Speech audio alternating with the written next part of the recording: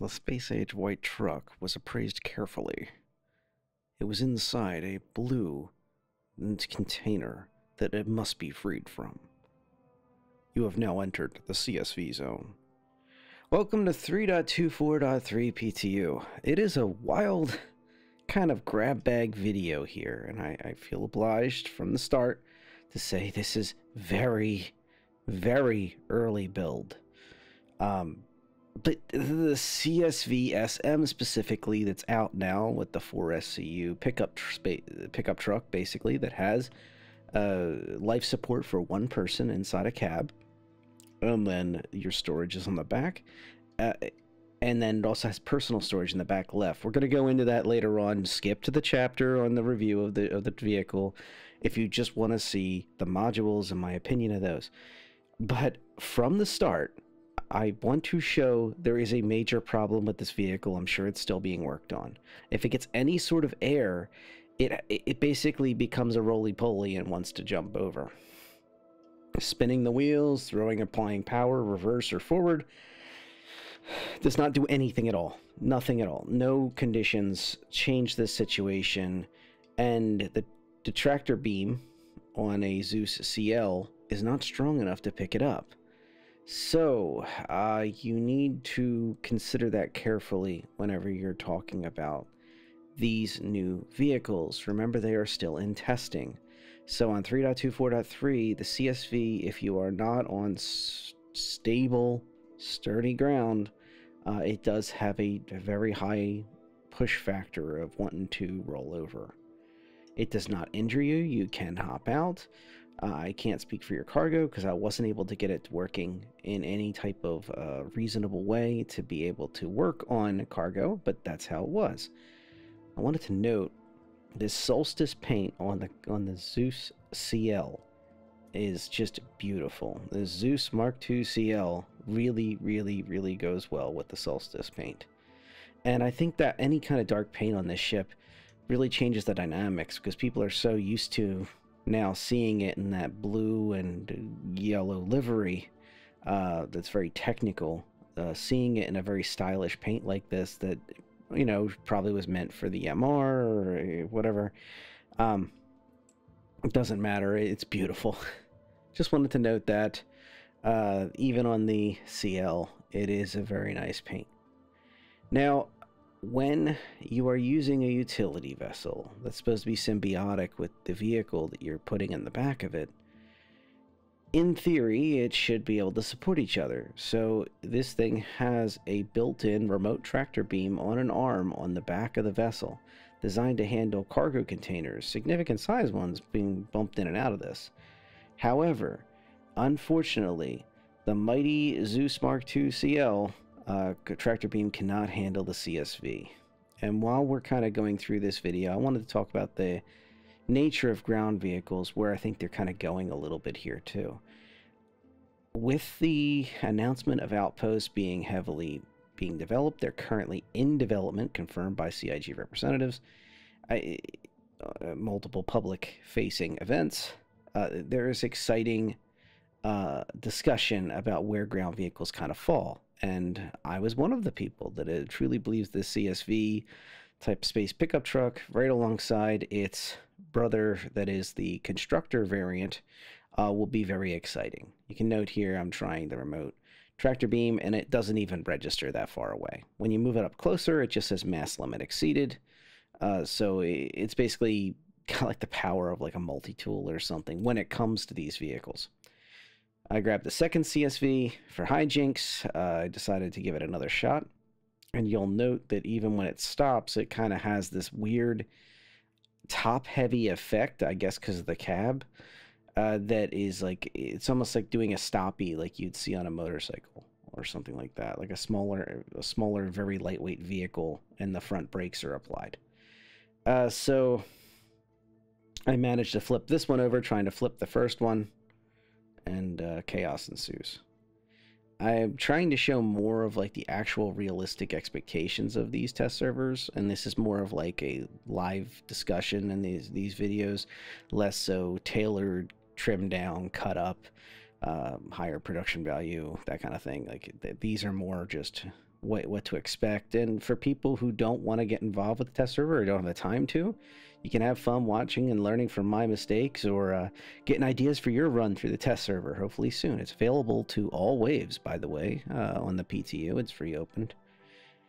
And if you're here wondering, is there the Polaris? Is there the Starlancer Max? No. But there's heavy indications that we will be seeing some new ships extremely soon. And that's not anything top secret. We literally have IAE just weeks away now.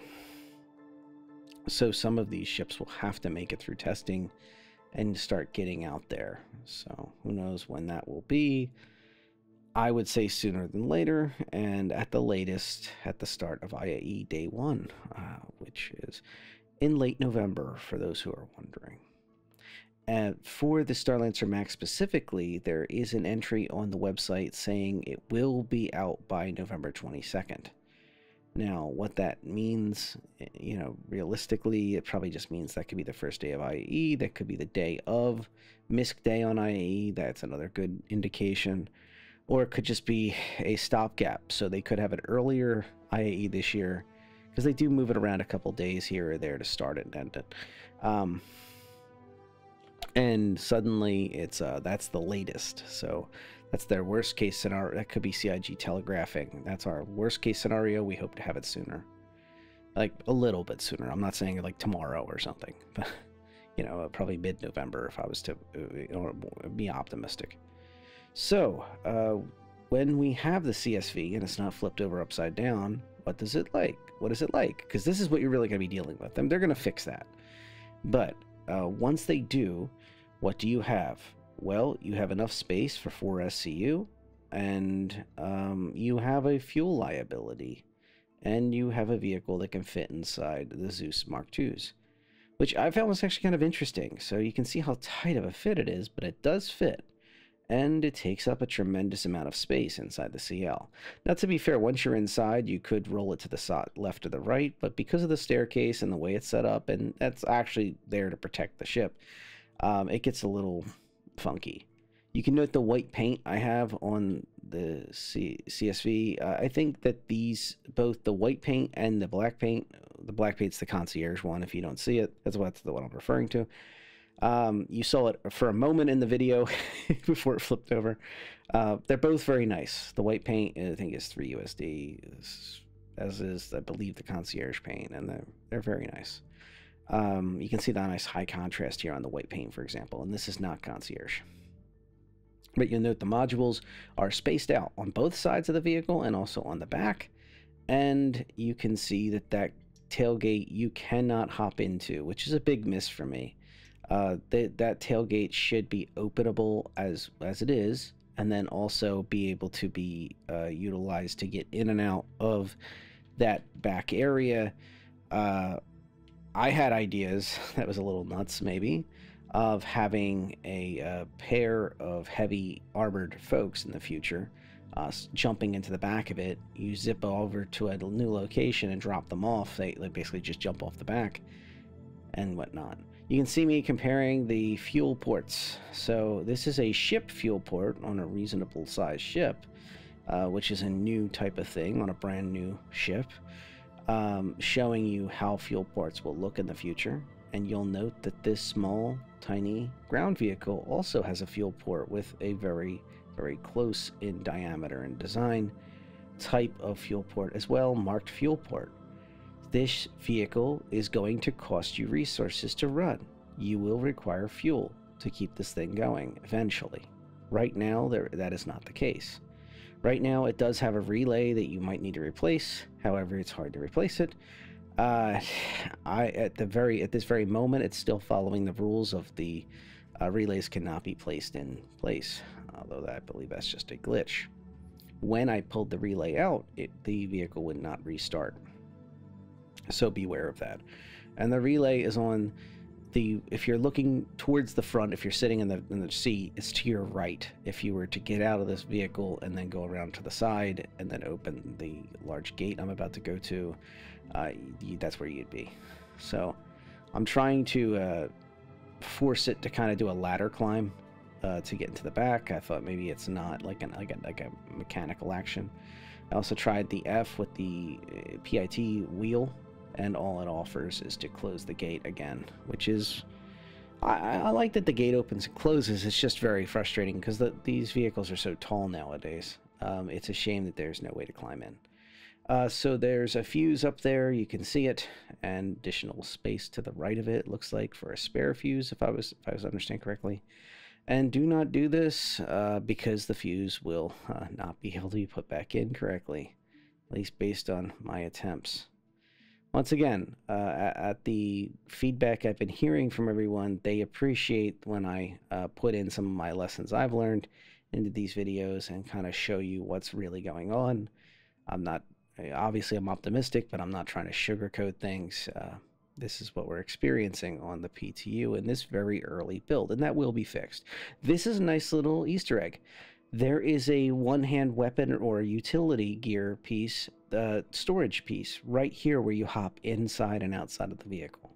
It's marked multi-tool, but I was able to put a paramed in there, and if I wasn't in an armistice, I believe I would be able to put a pistol in there. I still have to test that next time I get my hands on my SCVs, but I have very high confidence that that will be possible. You can see it locks away inside there. Nice little touch. Very nice touch.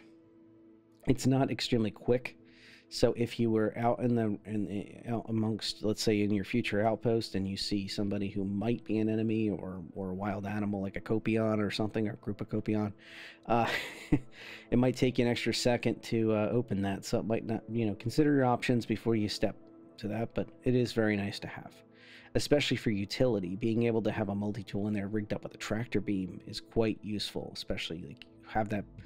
We just established the back is pretty high up, physically high up, and there is no like dump bin on this thing.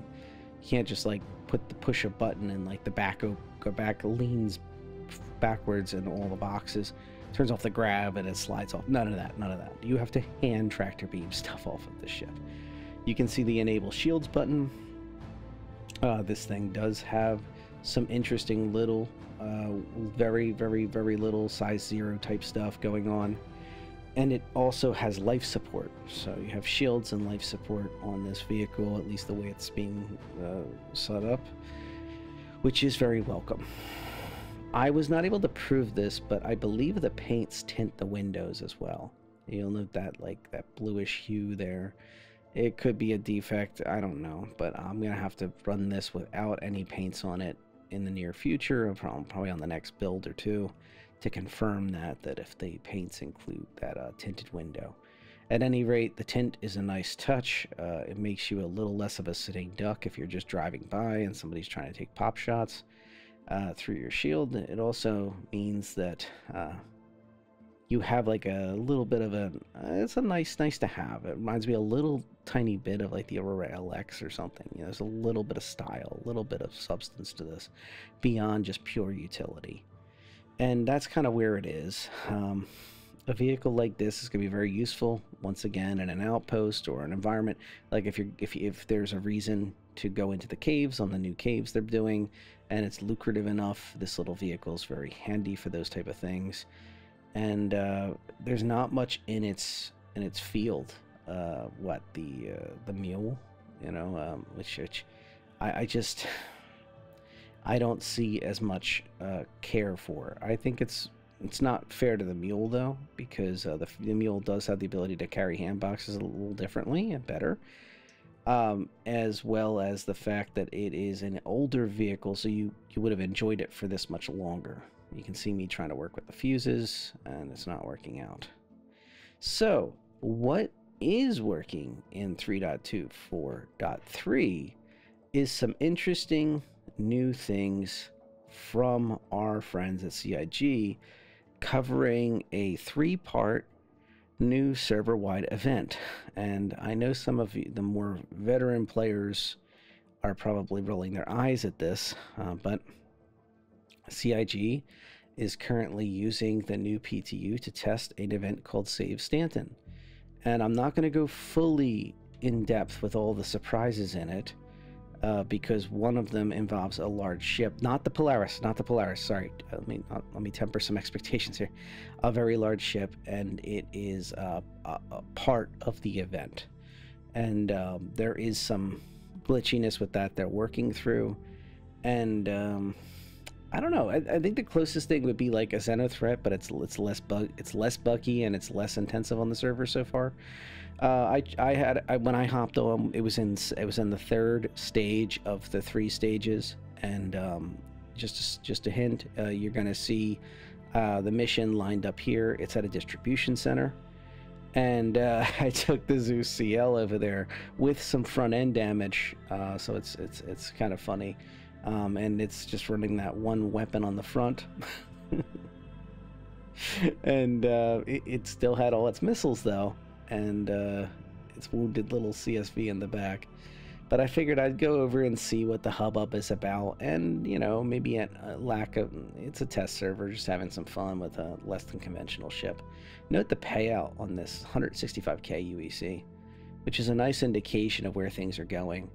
And of course, you have loot too. If there's ships involved that are fighting, like NPC ships to fight, as well as NPC ground troops, basically, that you're fighting to help to take it back, coordinating with the CDF to assist. And the AI was not doing great in this build, in this specific place, in this test server. But once again, it's extremely early build, and I think it is a promising event. I do, like many, I do wonder why we went with a event before stabilizing quite a few issues that people have been experiencing on 3.2 4.2 live, and it would be nice to see that. But one of the other focuses of this testing was stability and bug fixes. And it's entirely possible that they just turned on the Save Stanton playtest due to the fact that they needed to have people willing to test, and so they weren't willing to put, you know, some big ship on here to play with. So this is a one way to get people interested. That's my theory anyway. Now, the actual work here, when you go to these distribution centers, is in the sky as well as on the ground.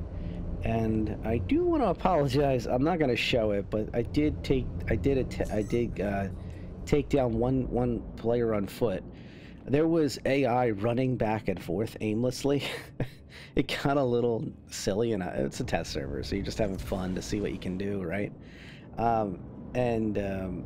They were just running back and forth right where the AI were coming into the building and then back out. So I lit them up with a turret, and I apologize for that. But once again, test server on a random build. That may be the first accidental player in maybe 2 years I took down. I don't know. Like accidentally, not on purpose. You can see the missiles getting silly, and I know some people are going to be shouting through their screens that I'm too close in some of these scenarios while rewatching it now. But it was very buggy. I don't know how else to say it. You can see the dumbfire missile that's supposed to be locked on. The new missile platform is not doing great.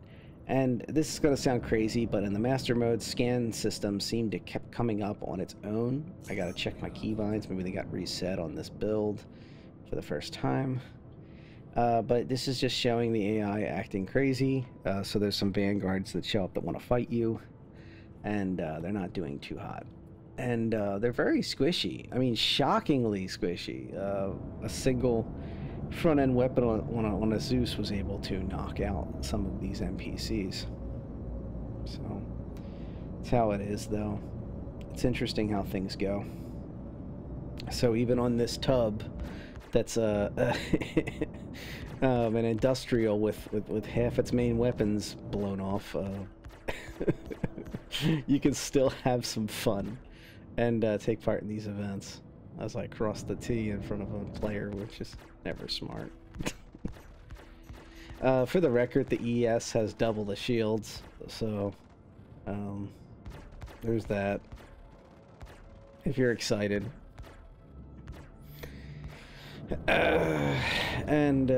Yeah. And the 3.2.4.3 is something to me that is needed badly. I know everybody wanted 4.0. I know they did, but I want stability. I really want to see IAE done in the right way, where it's not a garbage fire of an event. I can remember times where, in the past, some of the first in-game events like IAE that had ship shows were at Lorville. And in the early days of Lorville, you hopped in an elevator, and I had friends, especially the ones who only had 12 or 16 gigs of RAM, could not go down that elevator. The minute they went down it, their computers crashed. And folks on Spectrum were not sensitive to this. I'm not saying CIG, I'm saying players, community. Were not sensitive to this. They were just like, oh, matter of factly, oh, just get 32 gigs of RAM. And that's what I did. But not everybody had the budget or the skill set for that. Popping open a computer and just throwing it in there is not really possible, especially for, you know, a teenager or somebody just trying to save money. And, you know, just a surprise, oh, just break out $200 and go get, you know, it doesn't work that way for a lot of folks. And, this was a long time ago, but still, it's something to remember about the community is they're not always kind about those things. Now, that's not everybody. It's just some of the more vocal folks on different sources.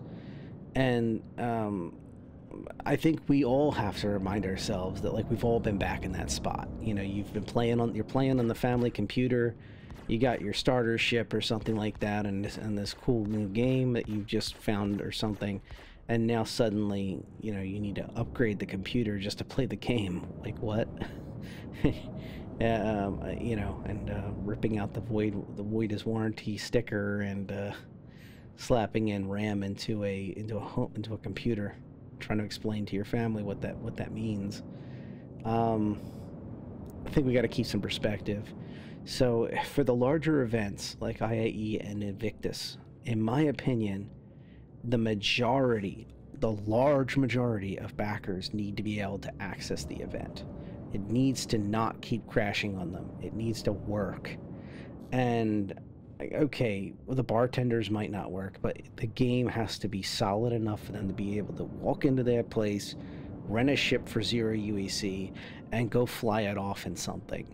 And this Save Stanton event is an example of that type of thing for them to do. As a reminder, this is test server footage. I am not taking this seriously. I thought this was funny as heck. What you're not hearing in the microphone is me laughing about this and joking around about this with some folks on comms. And I'm trying to identify who the targets are, and then I noticed the cloak on the one, and that's clearly a pirate. It's not a CDF type person. And then the single weapon system is not able to hit them, strangely. You can see the glancing blows are practically hitting my shields. Once again, I'm just having some fun. I'm just showing you what it's like in the early days of the PTU, for me anyway. And then as things get crazier, slapping size 3 missiles towards little NPC pirates. So this is an example, though, that's worth keeping in too, because it's showing you, just because weapon systems on a ship are incredibly large and powerful, and what is a ground vehicle or a person gonna do against it? It's like, have you tried? Have you tried actually using these things? Imagine if players were actually breaking out railguns, picking a fight, and hiding and shooting through the, you know, in the cargo containers to the left of me. It'd be a nightmare. And it just, nobody's gonna win that. You know, in the meantime, they're screaming for help from their buddies that probably will bring a ship to come fight this little industrial Zeus. Now, can you construe that differently? Oh, well, I would have brought a Redeemer or something, or the Starlancer attack, the new Redeemer. You know, sure, okay.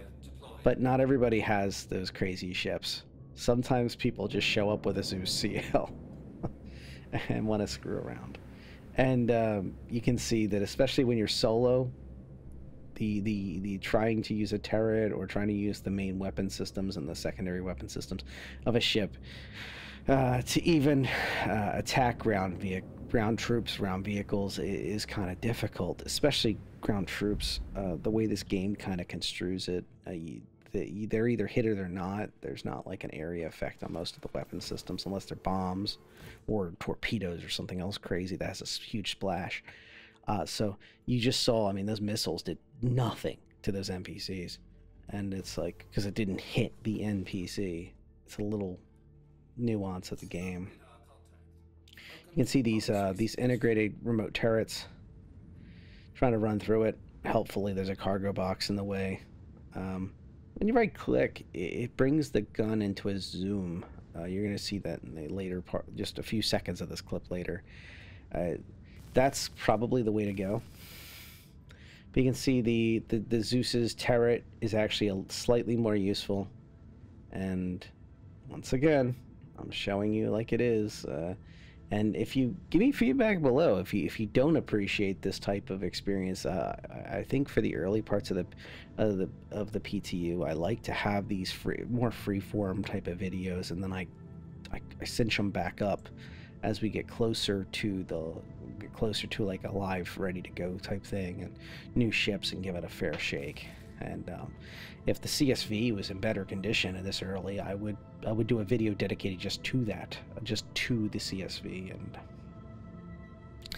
it's kind of where I'm at. I think with a lot of these things, 3.2, 4.3 is an incremental patch for a reason. It is not going to be some amazing thing. It is not going to include pyro as far as I know, but it will give us what we need, the stability to bring us into IAE without it being a crash happy mess. Because what I've heard from many folks is that they can't even log into live currently in many cases, or they have issues where they're having some serious networking issues. So this is very, very important for them to have stability across the board, across the world, across all the shards across the world.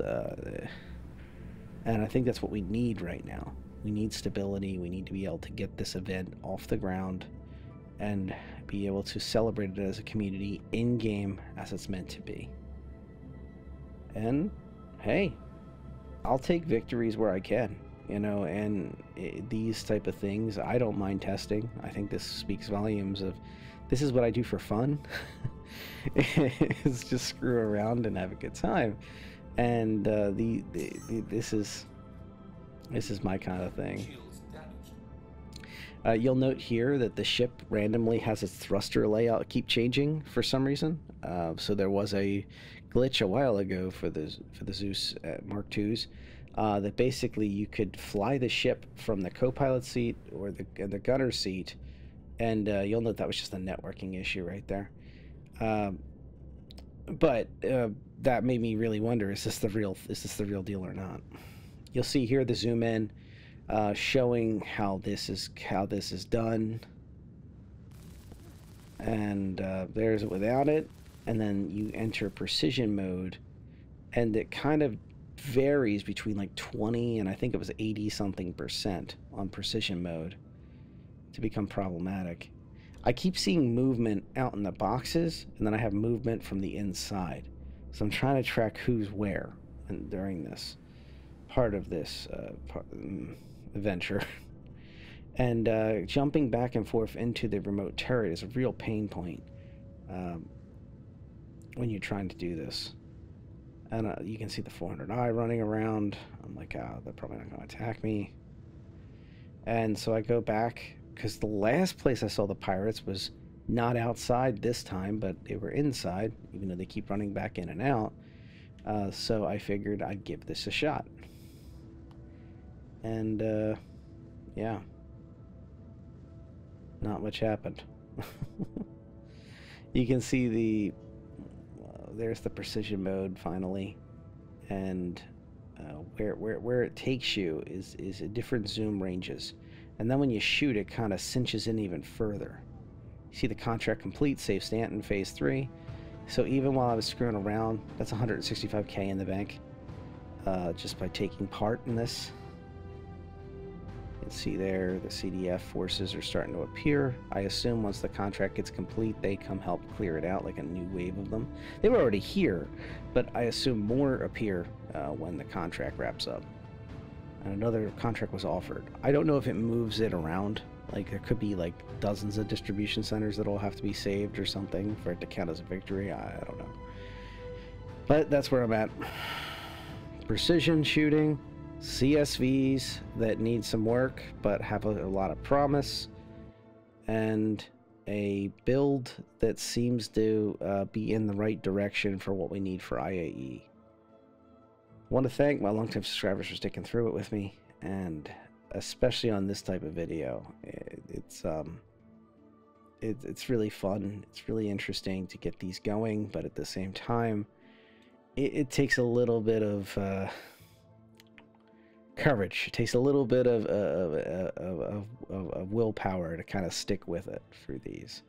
So if you leave a video like this going, oh geez, it's in a mess, don't. Because, once again, next week or two, it'll start tightening it up. And then by IAE, it'll look like $1 million. Alright. Have a good night.